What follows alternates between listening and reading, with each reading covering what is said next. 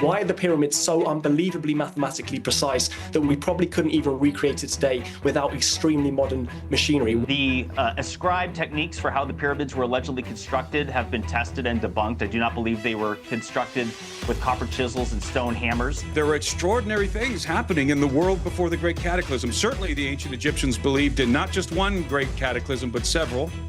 I can tell you for hours and answer all your questions, but there's one thing I want to assure all of you. We never hide anything. Everything we discover, we publish it in a scientific article or in a book. I want to circle back why would to he? the- But why would he lie? What would be the motivation for covering anything up? Dr. Zahi Hawass is a world-renowned Egyptian archaeologist and a global authority on the Great Pyramids. His many admirers consider him a cultural icon, a ferocious defender of ancient antiquities, even a real-life Indiana Jones. His critics, however, some of whom we'll hear from later, believe he's a gatekeeper wielding an academic iron fist to silence the myriad alternative theories about the pyramids' many mysteries. There was a huge response to his last appearance on Uncensored. When I discovered he was here in London, inaugurating the exhibit of Ramses at Battersea Power Station, well, I had to invite him into my studio, and I'm delighted to say Dr. Zahi is here. Great to meet you. Thank you, the same. I'm happy to see you. It's great to meet you in person. You are, whatever people think of you, and like everyone at the top of their game, you attract praise and critics and jealousy and all sorts of things. You are, by common consent, probably the greatest expert in the pyramids of Egypt in the world. Would you say that's the reality? I think if you talk about Giza and the Great Pyramid, there is two people that you can talk to. Mark Lehner, who's an American, and myself. Me and Mark worked for the last 50 years. We excavated every piece of sand at Giza, and we published a great book by Timson Hudson. 1,000 pages. 1,000 pages. Yeah. Explaining everything about Khufu Pyramid and all the discoveries that we made at Giza Plateau and inside the Great Pyramid of Khufu. Right, so for viewers who come to this as sort of pyramid virgins, who don't know much about the pyramids or the history or whatever, there are approximately 118 to 138 identified pyramids in Egypt, with counts varying based on how archaeologists classify severely eroded or unfinished structures. So on that, how many do you think there are? Pyramids? Yes. We have exactly 120 pyramids. 120? Of kings and queens from Dynasty 3 up to the New Kingdom Dynasty 18. And some of them are vast and some of them presumably are eroded. You know, why Giza pyramids are the best? Because Giza Plateau is a part of the Mokattam Formation. It consists of 3 levels, the stones. Level 1 and 2 are very bad stones. But level 3 is the best quality of stones that never seen in any site in Egypt. This is why the 3 pyramids at Giza are unique among all the other pyramids. So there are 3 Giza Plateau pyramids. They're the most famous. Yes. And the majority of the others are scattered across ancient sites across the Nile. Because people doesn't see, like the pyramids of Khufu's father are really the same size of the pyramid of Khufu. But people doesn't go to Dashur because Dashur is away. But you know, I want to tell you one important thing. If you come to Egypt, and I'm waiting I'm going to take you, and you will stood in front of the Great Do you Pyramid. know who contacted me, by the way, after our last interview? I got an email from an old friend of mine, Robbie Williams, the singer. Well, Are you yes, familiar with yes, Robbie? of course. Yeah. He was watching, and he said, I want to come with you to Egypt. So we may have quite a star-studded group. Perfect. It will be great. Just tell me, we'll give you the red carpet. But I want to tell you, if you stood in front of the Great Pyramid... Yes, which I really want to do. I want to do this. And you look at it, you will never believe that it was built by human beings. No, well, we're going to come to this because we've discussed it last time. But Okay. It is fascinating. So the Giza pyramids were constructed during the 4th dynasty of Egypt's Old Kingdom over a span of about 85 years. So roughly between 2600 BC and 2500 BC. Yes. And there are pyramids not exclusively in Egypt, but also Sudan, Mexico, and a couple of other areas. But the key point about this is that the most majestic and magnificent and kind of, in a way, inexplicable are the Giza pyramids. Yes. And that's become your life's obsession? Would you accept the word obsession? You know, I spent my life working and writing and defending and talking about it and lecturing. And I always base what I say on evidence.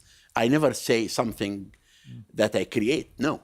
When I say anything about Khufu Pyramid, I always give evidence and what we discovered. We're going to come to the Khufu Pyramid in particular because there's been a new discovery concerning that. But let's start because since you last appeared on Uncensored, the main event in the world of Egyptology, for want of a better phrase, has been the opening of the Grand Egyptian Museum in Giza in November 2025. We're looking at some footage over here. It's the largest archaeological museum in the world dedicated to a single civilization, displayed together for the first time. It cost over $1 billion. $2 billion. $2 billion, Yeah. wow.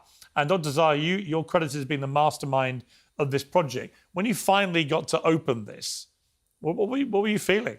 You know, I have to tell you, the Grand Museum was really our dream. It's to show to the world that we are building a museum that nothing like it at all. You know, when I debate people about returning stolen artifacts, people used to tell me, you don't have good museums. You have bad museums. Why do we send you our artifacts back? I did a debate with the Oxford student, and people said the same. But this is why we built this museum. We moved Ramses II statue from the train station to receive everyone. We moved the boat, Khufu's boat, that located south of the Great Pyramid, to a small museum next to the Great Pyramid. 100 statues of kings and queens, and the most important are Tutankhamun. More than 5,000 artifacts are shown in a beautiful way for the first time. And 12 galleries with more than 60... What's been the reaction of people when they visit? When we opened it, we had 43 kings, queens, and a president. And that was really a good message. Amazing. To tell people that Egypt is safe. Yeah. And the second thing, that from the opening until today, every day, 15,000 visitors. Really? Every single day? Every day.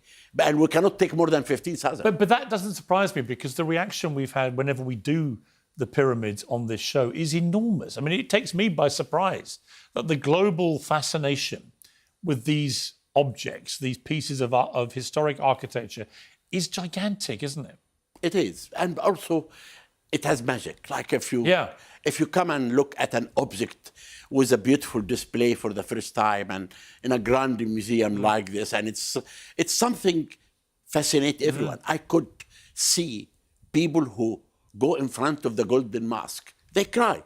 Really? They could not believe that they see a beautiful object like this, 11 kilos of gold. And this is why most of the visitors go and stood in front of the Golden Mosque of Tutankhamun. The museum houses the world-famous Tutankhamun collection. It was the British, in the form of Howard Carter and Lord Carnarvon, who were behind the discovery of Tutankhamun's tomb in 1922. And at the time, and ever since, there have been lots of accusations that the evacuation was grave robbing and a kind of cultural colonization by the British. Do you believe that? I do believe. But even I believe in that, but I do respect Howard Carter. Howard Carter was not educated, but he was a great man who educated himself and became, in my opinion, the best archaeologist of that time. Really? He excavated 5,398 objects in a beautiful way. If they hadn't done what they did, would you have had this amazing part of your museum? Never. I mean, so it is a kind of means It is to an end. because of Howard Carter. Yeah. We can really thank him for But that. you think it was a form of grave robbing? That it was?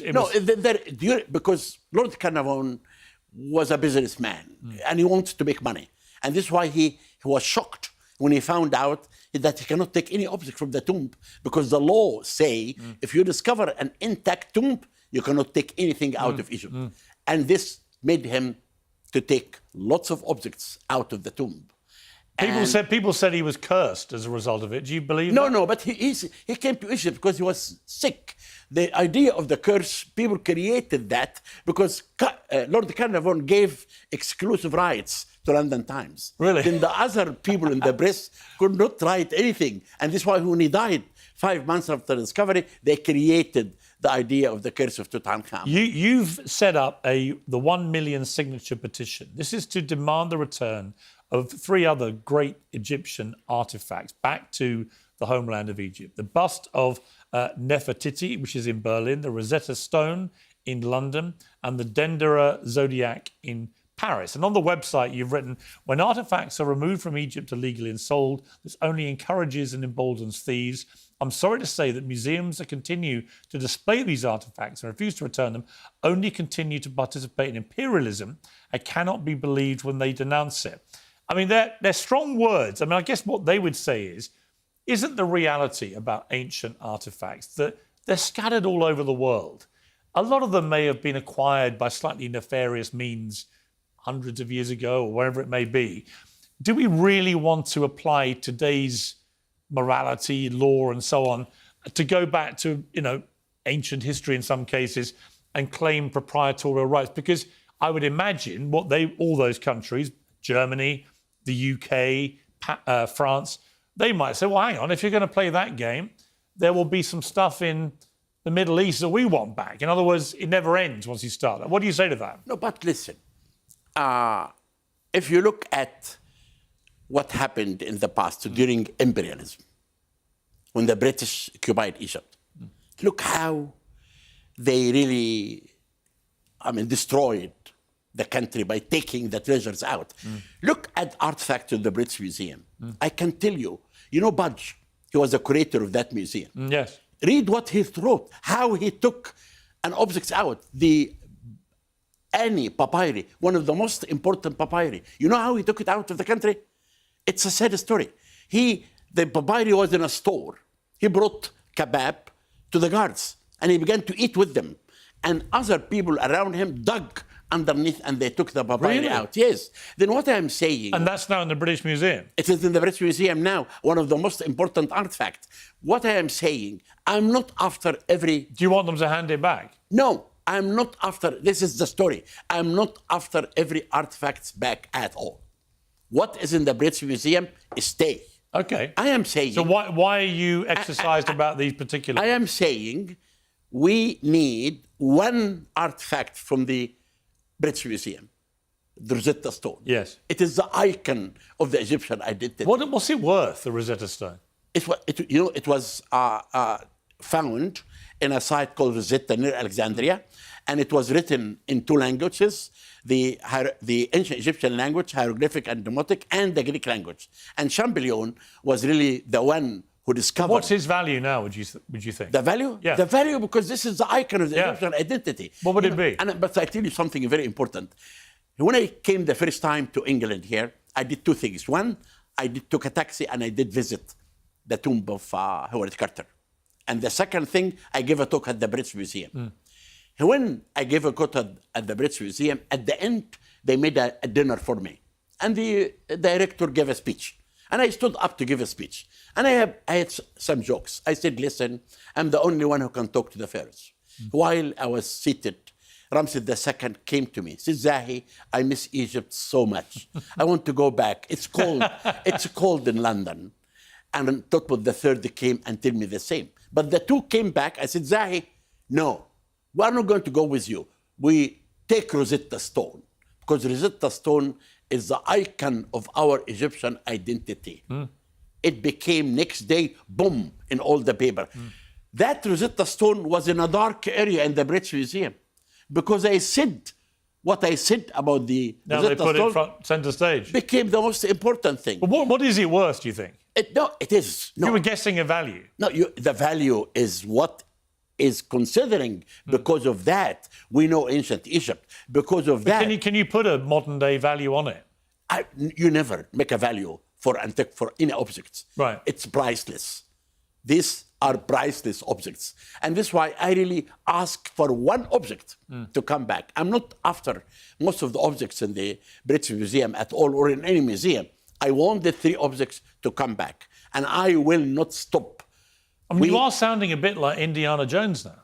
How do you take that? Do you like that comparison? It's not bad if the public loves someone and say things. Have you ever met Harrison Ford? We did projects together. Really? And, if we do this live TV in this coming November, I would like him to be the one to be beside me. Really? Yeah, showing the whole world what we found inside the Does Great he Pyramid. know that you're known as the Indiana Yeah, of course. Jones? Because George Lucas, when he came to Egypt, he came to do one thing. He said, I came here, I saw the pyramid 3 times. I came here to ask you one question. Why your hat became more famous than Harrison Ford hat? And I told him, my hat is the real archaeology hat, but the Harrison Ford hat is the fake one. And it's true. My hat now, people sell it, and the money, the money went for the construction of the Children's Museum and now for the hospital with cancer. And there is a movie made about my life. It's shown now. It's called The Man with the Hat. And there is a book. Why are you not wearing this hat? I was thinking really to come and appear with you in this show with the hat. Okay, save it for my trip. Next time. Now, at the end of last year, you announced a new archaeological discovery inside the Pyramid of Khufu, one of the 7 wonders of the ancient world. Utilising advanced scanning and robotic technologies, researchers detected what appears to be, this is fascinating, appears to be a 30-metre corridor leading to a sealed door within the pyramid. And it's said that what is behind the door could change Egyptology forever. So the obvious question is, what do you think's behind the door? No, not behind the door. We have the doors. We have the 2 voids. We have a corridor. We have amazing things that we found until now. I still believe that Khufu's real burial chamber is still hidden inside the pyramid. And this void has to do with this burial chamber. So you think this will unlock that secret? Exactly. Really? And that's why I really believe in this coming month, I have an English team working with me, and we worked last year and this year. Next month, we are going to find out how can we find out and look what could be underneath this voids. I mean, how hard is it to get behind a sealed door in a pyramid? But now you have to know that new technology now is different. Yeah. You do not need to drill anymore. Right. With this new technology like ultrasound, You can see infrared, through the stone. You can see what's behind. You can see what's inside. And So when are you going to do this? we are going to work in June. The English team is coming with these new techniques, and we're going to find out how we're going to find out what's inside.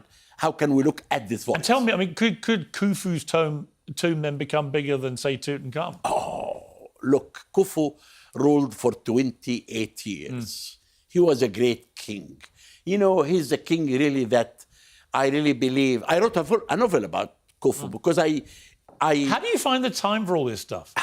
you know, I am workaholic. Do you ever sleep? I'm workaholic. Are you 7 days a week on pyramids? No, 6 days. Really? What day do you have off? Because I have a young granddaughter. I play with her on Friday. Friday. But otherwise, for 50 years, you thought about nothing else but pyramids. Yes, you know, I wrote about Khufu Pyramid, books and articles, and I did. So how exciting would it be for you, just on a personal level, if you do discover that behind this corridor and sealed door is Khufu's tomb?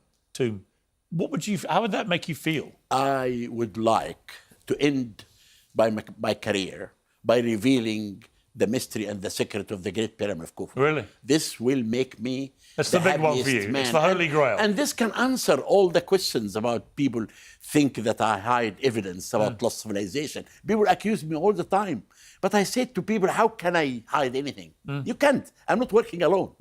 There is a team around me. And this is why I want people to believe me and understand that as they want to reveal the secret of the pyramid, it's my role to do that for the world, not for them. Would Khufu's tomb be a bigger Holy Grail discovery than Cleopatra's tomb? Oh, Cleopatra would be nothing in front of Khufu. Really? The discovery of the tomb of Khufu. But maybe not to you, but to the wider world. To the world, it's Khufu. Because this king ruled... Yeah, but if you went down London today and asked 100 people, have you heard of Khufu or Cleopatra? Cleopatra, of course, but... She'd be more famous. So I know, but so why would you position the discovery of Khufu's tomb above Cleopatra? Because I would say that globally... Because you will never discover the tomb of Cleopatra. Why? It's under the water. How do you know? Because we're searching in a temple for the tomb of Cleopatra for the last 20 years with Kathleen Martinez from the Dominican Republic, and we found nothing. And even diving now with Bill Billard, who found Titanic. But we know that Cleopatra built a palace. Near the palace, there is a tomb. And she was buried in this tomb that's located under the water now. So it'll never be discovered? It'll never be discovered. Even on the river, on the seabed? Or and this is why I say... Is it a river or sea? Or the Mediterranean. So the sea? The sea. So is it not possible that it could be discovered? Many people took the pillars and blocks from the palace, but nothing discovered. But even if they found that, you would say that Khufu's tomb would be a bigger discovery? There is 3 discoveries, could be the biggest, that I'm waiting. Go on. 1, the tomb of Queen Nefertiti in the Valley of the Kings. Yeah. Number 2, the tomb of Imhotep, the first architect who built the first pyramid of stone. And number 3, the burial chamber of Khufu inside the Great Pyramid.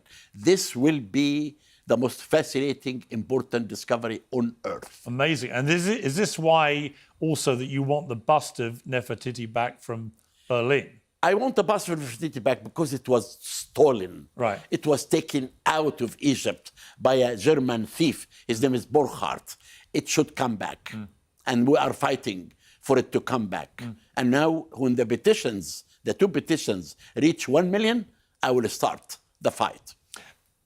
When it comes to people who have like alternative views about the pyramids, right? There's lots of people obsessed with them. And they have strong opinions and strong views, and some of them don't like you and think you're a gatekeeper, hiding everything away from them and so on. What do you feel about them collectively? You know, I won't tell you. I used to get upset in the past. But now I really laugh. Why? Because I tell everyone, if you bring one evidence of anything you say, we can talk. But you don't tell me any evidence. You just say speculation. You say things.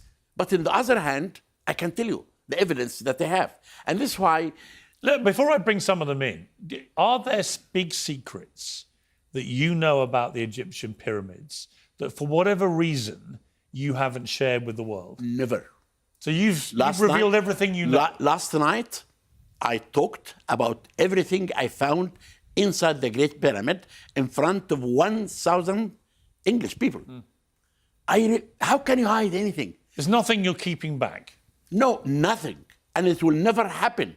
Anything that we discover, we announce it. Because Donald Trump has said that he can't reveal all the files about UFOs and aliens because the world isn't ready to hear them.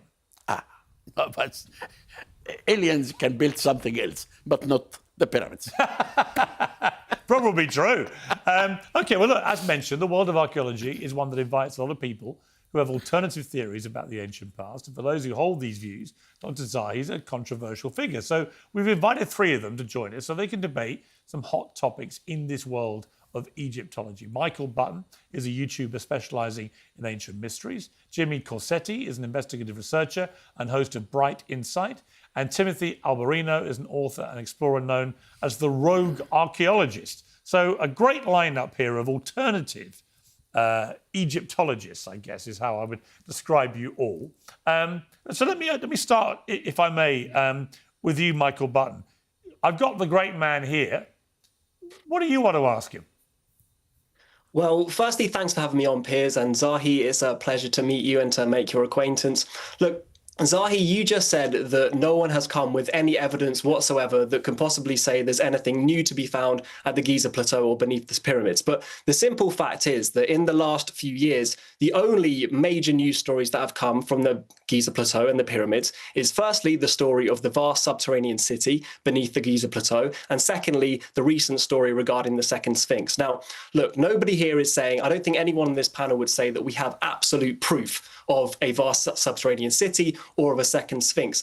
But this idea that people can come with legitimate scientific data and bring it to the table, like the scientists who brought this data are credentialed scientists. They have been cited in scientific journals, and their technology has worked in other archaeological sites across the world. So the idea that actual scientists can come with actual data and bring it to the authorities and just be immediately dismissed without any kind of discussion, I think is quite weird. Because, look, I mean, I actually have a quote from you, Zahi, that you said on the day after the team came with the SAR topography results beneath the pyramids. And you said the claim of using radar inside the pyramid is false and the techniques employed are neither scientifically approved nor validated. But this was literally the day after the results had come out. And I don't see any way that you could have gone through the data and spoke to the team or conducted any independent investigation to come to that conclusion. And if you just look all across the world right now, modern technology is revolutionizing archaeology. Just look at the Amazon rainforest, where LiDAR has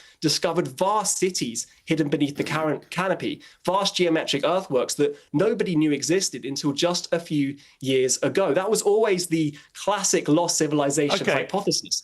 Let me give him a chance to respond. And just for viewers who may not have understood just one second, Zahi, because I just want to point out that in relation to the Sphinx comment you made, that last month Italian researchers claimed they might have found signs of a Sphinx located beneath the pyramids of Giza, suggesting the existence of a sprawling subterranean citadel. The radar engineer Filippo Blondi said there is something very huge that we're measuring beneath the Giza plateau. On his own podcast, Michael Button, you said if this is true, it could change everything we know about ancient Egypt. So, Dr. Zahi, your response to that story, and also to the wider point that Michael makes, which is all this stuff's being discovered all the time. How are you so certain that this isn't lurking beneath the pyramids? Yes. Now there are 3 points I would like to discuss. Number one, about the discovery that was claimed by the 2 Italians underneath the second pyramid of Khafre. They said 60 meters underneath the second pyramid, there is 8 pillars. And 1,000 meters, there is a whole city. Now, those scientists, before they should announce this, they should come to discuss it with us, to sit with Egyptologists and discuss it. If it's true, we'll announce it. We cannot deny anything like this. But what I said, they published that they used tomographic radar. And tomographic radar can show only 15 meters under the ground, only. The second thing about the Sphinx, this theory is published recently, but it is published 20 years ago again. And they said south of the recent Sphinx, there is another one. And this area, I want you to come, I will take you. This has been excavated completely to the solid rock. There is no one single place in this area can accommodate a second Sphinx. And now the question is, why do we have a second Sphinx? There is no reason to do that. The third point for you, we welcome anyone who comes from a university or a museum, a scientist. Someone should be connected with a scientific institution, welcome to come and do any research. We have the permanent committee that permit people to work, but you have to be connected with an institution. Okay, Michael, just for the record, have you been to the pyramids? I have not been to the pyramids, and I'm hoping to. And I just want to state that I do not necessarily agree with the findings of these scientists. My broader point is that the data that they presented was just immediately rejected without any kind of proper investigation, without any kind of digging into the Giza Plateau. Like, why have we not just dug down and then we could settle this argument once and for all? Because it seems that we're all here discussing this and I haven't even been to Egypt, and we could just settle this straight away by digging into the Giza Plateau and confirming or denying that this is true. Why can't we just dig down and find out? I know, it's the solid rock. The second pyramid, the base is 10 meters of solid rock. How can you look what's underneath a solid rock? You can't. But you, in relation earlier to this, this hidden corridor and sealed door and stuff, you said there's now technology that means you don't need to drill. So is there not technology? But you cannot go through 10 meters. You can't? No, you can't. But tell me, if any scientist can look underneath, welcome. So you have no problem with people... At all. I have no problem at all on that. Okay. Giza Plateau is open to any scientist who really can do any investigation. Okay, let me bring in Jimmy Corsetti. Welcome to you, Jimmy. You're an investigative researcher. After our last conversation with Zahi, there were lots of comments that kind of flooded in here. Mosh Jelton said there are gatekeepers at the top of every industry that will keep anybody they can below them under any circumstance. Ali El-Said says, an Egyptian, I reject Zahi as a spokesperson for our history. The pyramids construction remains a mystery. Doug Lynch, I love how traditional Egyptian scientists are firmly convinced the Egyptians built the pyramids, and yet not a single one can tell us how they did it. And Kay Maram said, after years of research and excavation, Zahi Hawass discovered the pyramids were built in his honor, which made me chuckle. But what is you've got the great man sitting here. I think he is a great man. Certainly by his own admission, one of the two great experts of this in the world. I have to say that having finally come face to face with this monster, as some people in the alternative world view him, I see a guy who's not only incredibly expert in the pyramids, has written a 1,000-page book about it, was modest enough to say there's another guy out there, an American, who is as expert as he is, but also is so palpably excited by the idea of new discovery and detail what that could be, this new tomb that could be uncovered. That isn't the kind of reaction, if I'm honest, Jimmy, of somebody that I get the feeling is trying to hide things. So why is the alternative community so fixated on the fact that this guy is some kind of controlling gatekeeper monster who doesn't want anyone to know anything? Well, let me first say, Piers, nice to see you again. Thank you for having me on. And actually, we had all done a podcast or an interview together last July where I got to meet Zahi and chat with him here. And nice to see you again, Zahi. And I want to apologize to you. I interrupted you a few times last July. I meant no disrespect to you. And I certainly do not think that you're a monster, Zahi, whatsoever. In fact, I think that you're a good man. And I think that most of this spreads from, and myself as a conspiracy theorist, but I consider myself more level-headed. Like, for example, I do not think that the pyramids were built by aliens. I think do you believe they were built by humans, just for the record? Yes, I do. I think that humans, if we were to get a time machine and go back and snatch some people up from, say, the 18th century and bring them today and fly them over New York City or London, they might think they're on a different planet. I think that what human beings are capable of is, the sky's the limit. There's anything that we can conceive of, we can do. So no, I do believe it was humans. However, I think that they were far more advanced than what we were taught in school. The ascribed techniques for how the pyramids were allegedly constructed have been tested and debunked. I do not believe they were constructed with copper chisels and stone hammers. There's other mysteries, for example, how they transported 1,000 metric ton statues hundreds of miles. But to answer your question, I think it comes from transparency. There have been examples where the public has felt that things weren't done on the up and up. For example, exploring cavities below the Sphinx. Back in 2009, Zahi Hawass and Dr. Lehner had drilled down to explore the water table under the Sphinx's left paw. And they said there was nothing down there. However, photos were never released to the public. I also want to point out that when we had our conversation last July of 2025, Zahi, you had mentioned that the Great Pyramid Void would be explored by the end of the year. And then that came and went and still hasn't happened. Now you're saying that they're going to explore it in June. So just to clarify, will they be drilling inside? I understand you had mentioned techniques to explore without drilling. Will we be going in some capacity? Now, first I have to answer the first question that you asked about what we found in front of the Sphinx that's not available to the public. This is not true. We found 4 tunnels under the Sphinx, and it's published in an article, scientific article, secret tunnels under the Sphinx, number 1. Number 2, when I found out the rise of the water table, I brought a team from Cairo University, and we drilled 32 drilling underneath the Sphinx, and we found nothing. The Sphinx is a solid rock. All what I'm telling you now, published in our book to the public. You can buy this book, published by Timson Hudson, and read about what we found underneath the Sphinx. I want you to know, archaeology is not really something that you have to go tomorrow and open this. You have to study.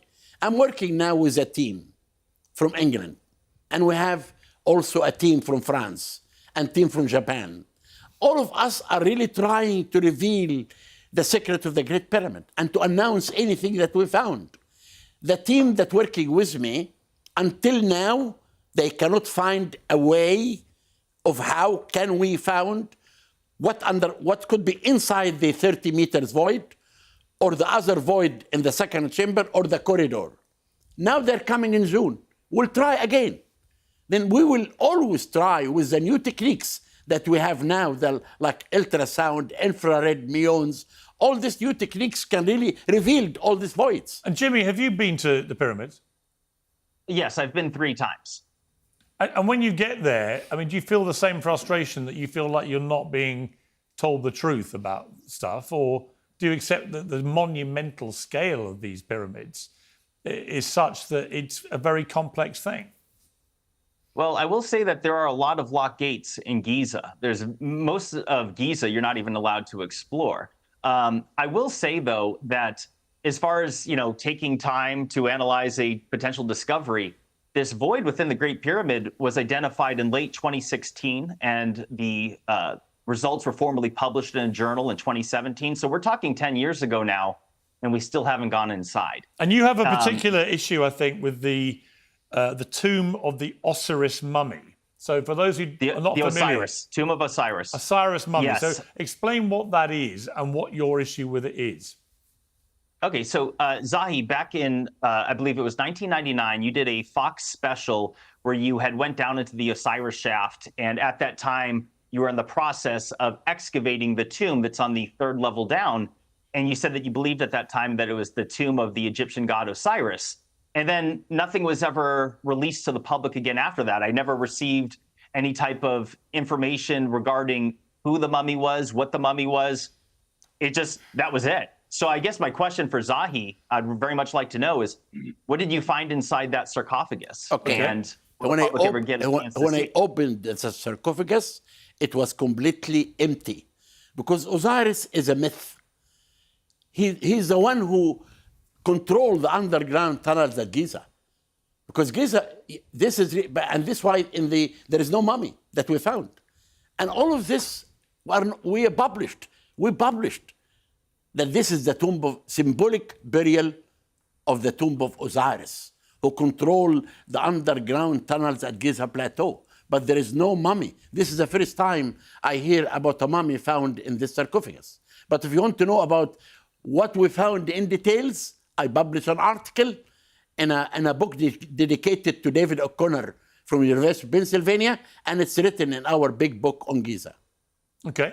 Let me bring in our... Do you find it odd that sarcophagus was empty? I mean, and I also, I want to circle back why would to he? the... But why would he lie? What would be the motivation for covering anything up? Maybe that they're, you could say that what they found in there wasn't what they expected it to be. Well, what do you think it is? Well, what could it be thousands of years later? I mean, what? No. Why? Here's a question. Here's an important question for everyone to consider. The ancient Egyptians dug out the Osiris shaft, which extends approximately 100 feet under the ground. They had this sophisticated tomb with 4 large obelisks or pillars surrounding it with a moat. You should look at pictures of this. It's fascinating. And all of that with this, 50, 60-ton sarcophagus. The lid itself, I believe, was 10 or 15 tons. All for nothing, all for a complete empty burial. It's just like... Yeah, but but Jimmy, again, I come back to the central question. What is in it for Zahi to lie or to cover it? It's like, why would he? There's no one alive who's going to contradict anything that it comes out. It's like, this would just be a matter of historical artifact fact. I mean, the idea that they would find something incredible and then just not tell us, I just think it doesn't make any sense. And I agree with you, and I'm not accusing Zahi of lying about this. I believe him that the sarcophagus was found empty. I don't think that he's lying about that. I'd say the only motivation that I could think of, or the main motivation, I should say, would be that it upends the narrative of Egyptian history, that potentially what they found in it dates back far older. Now, with that being said... But again, why would Zahi, if that was true, why would he not view it with the same incredible excitement and enthusiasm he's been talking about potentially discovering the tomb of Khufu, for example? I mean, I don't detect from him a need to suppress stuff. I detect the opposite. And yet you guys are all out there going, he knows stuff, he's not being clean with us. And I'm like, I'm not really sure where you get this from or what his motivation would be. I could give you an example. So if you were to go to my X or Instagram account, I uploaded a video I had made 4 years ago where Zahi Hawass had explored the alleged tunnels and chambers under the Sphinx and claiming that there's nothing there. However, he never mentioned that there was nothing inside of the Sphinx. And thankfully for a couple intrepid fellows that broke the rules in Egypt and climbed under this area under the Sphinx themselves, and they climbed up in it, and you can see this boarded off cavity, this tunnel that was not described at all in Zahi's findings. You can't find any pictures of this boarded up shaft as well, but it does exist. It's in the book. Zahi? It is not true. If you go to the book, you will find a photograph of all the 4 tunnels that we found inside the Sphinx. And we discovered inside these tunnels pottery in situ. Date these tunnels to 500 BC. As we think today, there is something hidden underneath the Sphinx. The Egyptian in the late period thought the same, and they dug and they found nothing. And all this, go to my book and look at these tunnels. The article is called the Tunnels Under the Sphinx. I explained in details all the dimensions of each tunnel and what we found inside. Then we are not really hiding anything. It's you because maybe you do not have access to Egyptology library. But go to the British Museum and look for Zahi Hawass publication on the Sphinx, and you will read what we found. I suspect you'll sell a few copies after this, Zahi. There's something important to say here. Hang on one second, Jimmy. I want to bring in our last guest, who's been very patient. Timothy Alberino, author and explorer, known as the rogue archaeologist. So, rogue archaeologist, you have your chance to talk directly to Zahi. What would you like to ask him? Well, first of all, I'm certainly not an archaeologist, rogue or otherwise. How would you describe I would yourself? like to make I'm a investigative researcher. I would like to make a proposition. So you're not Mr. known as a Hawass. rogue archaeologist, just to be clear. I've been called that, but I just want to make it clear that I'm not a lettered archaeologist. Okay. But I would like to make a proposition to Mr. Hawass here on your program, for whom I have a great deal of respect, by the way. Thank you. My team is in possession of state-of-the-art ground-penetrating radar, and it operates off of a drone platform. And we can penetrate 300 feet beneath the surface of the Earth. We could penetrate through solid rock with this technology.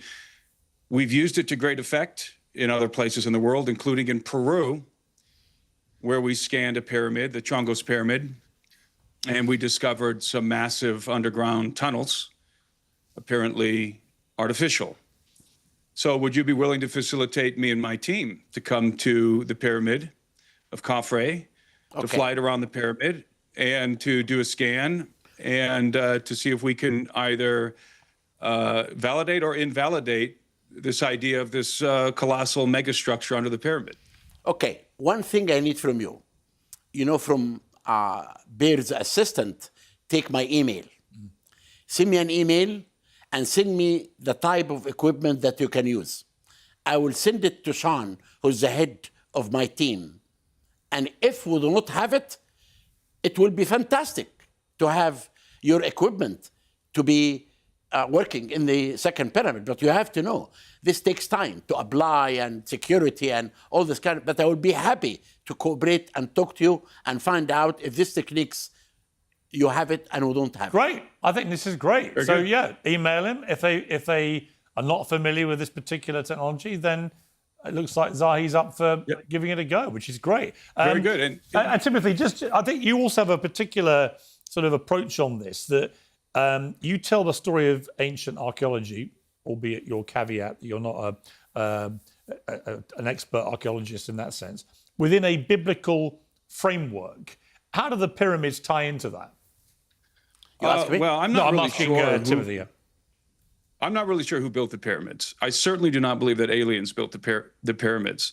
I do suspect, though, that they correlate to the global system of megalithic complexes that are found around the world, many of which I believe were built in the antediluvian world during the time which is variously described as the Golden Age by the ancients, or referred to as Zep Tepi by the ancient, by the dynastic Egyptians. Zep Tepi meaning the first time. And this is the ubiquitous testimony of our ancient antecedents, that there was a time before the great cataclysm when the gods were dwelling among men, and we're imparting to them the arts of civilization. Everybody all around the world have traditions to this effect, especially in the ancient Near East, ancient Egypt, obviously, the ancient Mesopotamians, the Phoenicians, the Greeks, the Romans. In Hebrew cosmology, these beings are known as the Watchers. The ancient Mesopotamian tradition calls them the Apkallu. So you have this ancient witness, this, again, from our antecedents rather, saying that the gods were dwelling on earth, whoever these gods were. In some cases, they were copulating with human women who were progenerating demigods, in some cases giants, and that there were extraordinary things happening in the world before the Great Cataclysm. Certainly, the ancient Egyptians believed in not just one great cataclysm, but several. We're all very much familiar with the biblical account of the flood, of the Noahic flood, which I believe is true. I think evidence does point to the idea that civilization didn't begin with the ancient Egyptians or the ancient Mesopotamians. It re-began. It was a restart of civilization in the aftermath. So to be clear, Timothy, what you're saying is that you don't believe they were built by ordinary humans. I'm not sure who built the pyramids. I don't know. I think it's possible that these megastructures fall into the same category and time frame as some of the other megalithic structures around the world, which I do believe are antediluvian, maybe going back to, circa 10,000. Explain what you mean by that. BC. Sorry, for a native like me. What do you mean? By the antediluvian? Antediluvian, yeah. I mean, the world before the flood, the world before the Noahic flood. So are you implying by saying that then that it could be non-human construction? It could be. It could be, again, the Mesopotamians attributed the arts of civilization to the Apkallu, who were not human beings. Okay. Well, let me bring in Zahi. What's your response to that? I am not going to give you a lecture of why pyramids built by the ancient Egyptians, but I will give you one example. In 2017, a papyri discovered called the Wadi el-Jarf papyri, written in hieroglyphic and hieratic. It's a diary of someone, his name is Miller, an overseer of the workmen. He said, I was hired by Khufu to work in his pyramid. Under me was 40 workmen. My immediate boss, his name is Didi, and I discovered west of the Great Pyramid the tomb of his boss, Didi. He went to cut the white fine limestone, meaning the pyramid was finished. And he explained how they cut the stones. And they put the stones in a wooden, in a cargo boat. And he take the boat to Giza Plateau. He stay overnight, he go again. And the papyri needs an hour to explain. So do you have any doubt at all that human beings constructed the pyramid? No one single doubt with me. You're 100% sure? 100% sure that the ancient Egyptian built the pyramid. We have many evidence to prove that.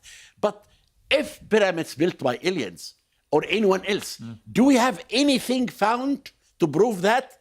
The answer is no. Let me just quickly ask the other two panel members. Michael first. Do you think humans built the pyramids? I do think humans built the pyramids, but I don't think the real debate on is whether the ancient Egyptians were incredible or sophisticated. They clearly were an incredibly remarkable civilization. I think the question is all regarding their civilizational development. Why does the peak of sophistication appear right at the start with the Old Kingdom? And then why is it a slow trawl downwards into less sophisticated? Why do they forget how to build pyramids so well? Why are the pyramids so unbelievably mathematically precise that we probably couldn't even recreate it today without extremely modern machinery? Why are all these questions out there? Why? There's so many things that don't make sense. Why do we not find any mummies within the Great Pyramid? Why are there no royal inscriptions or any inscriptions at all inside the Great Pyramid like we find in every other Egyptian tomb? There are so many mysteries. And I just think that we need to be more open to the fact that there are mysteries that we cannot answer and stop claiming. So what percentage certainty are you? If Zahi's at 100%, what are you about humans? That the Egyptians built the pyramids? Yeah, the humans built them. Oh, humans, 100% or 99%. Okay. I think humans built the pyramids. Yeah. Okay, and Jimmy, what would your percentage be? I'll go with 99% as well. But I want to say one thing. I'd be remiss if I didn't bring this up, going back to our previous point involving why would anyone want to distort the truth or the narrative involving ancient Egypt. And there is scientific evidence that dates the Great Sphinx back several thousand years earlier than it was, and involves the water erosion around the limestone enclosure. This is something that Zahi Hawass has rejected. However, anyone could take it upon themselves to look at what water erosion versus wind erosion does to limestone, and it's very, very apparent that the enclosure has water erosion, whereas the chest has wind erosion. And this is something that Zahi has rejected. However, the scientific data on this shows that the last time the Nile Delta region had significant rainfall was like 7,000 BC, well over 9,000 years ago. And as we all know, the Great Sphinx was found buried up to its neck in sand for thousands of years. So this is tangible scientific evidence that dates back the Sphinx several thousand years older than the narrative. And I will say one last thing, which is that involving the exploration underneath the paw, the ground-penetrating radar identified that it is approximately 26 feet by 40 feet wide and approximately 10 meters, or about 32 and a half feet deep.